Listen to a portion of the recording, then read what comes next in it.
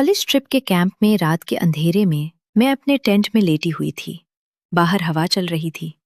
अचानक group leader ने tent का पर्दा हटाया, हाथ में टॉर्च, मुस्कुराहट चेहरे पर।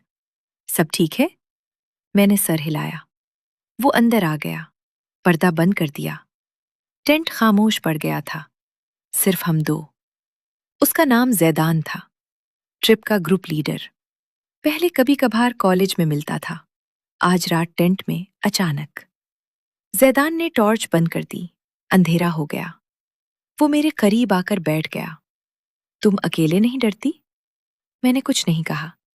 उसने मेरा हाथ पकड़ लिया। मैंने नहीं छुड़ाया। टेंट की तंगी में वो मेरे करीब आ गया। रात की हवा में उसने मेरे बालों को छुआ और मेरे माथे पर होंठ रख दिए, हल्के से। मैंने आंखें बंद कर ली। दिल तेज धड़कने लगा। उस टेंट के अंधेरे में हमने एक दूसरे को महसूस किया। स्लीपिंग बैग की नरमी, बाहर की हवा और जिस्म की गर्मी, सब मिल गए। सांस तेज चलने लगी।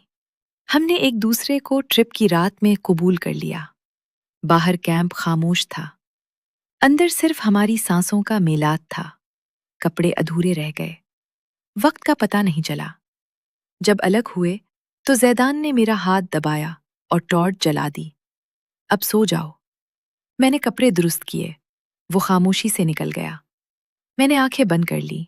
जिस्म की गर्मी अब भी मौजूद थी। अगली रात फिर मौका मिला।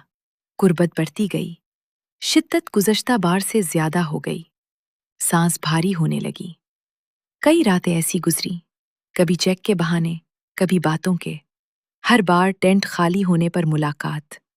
कभी सिर्फ लम्स, कभी बोसा, कभी मुकम्मल तौर पर एक दूसरे के करीब हो जाना। मैं जानती थी ये ग्रुप लीडर है, मगर अंधेरे ने सब छुपा लिया। ट्रिप खत्म होने लगा। जैदान ने बताया कि वो अपने शहर वापस जा रहा है। मैंने सिर्फ स्लीपिंग बैग की तरफ देखा। आखिरी रात हमने टेंट में आखिरी बार एक दूसरे को महसूस किया। शिद्दत ज्यादा थी। जब अलग हुए तो उसने मेरा हाथ मजबूती से पकड़ा और सर हिलाया। ख्याल रखना। मैंने जवाब नहीं दिया, बस पर्दा बंद कर दिया। अगली सुबह ट्रिप खत्म हो गया। अब कॉलेज में नई रूटीन है।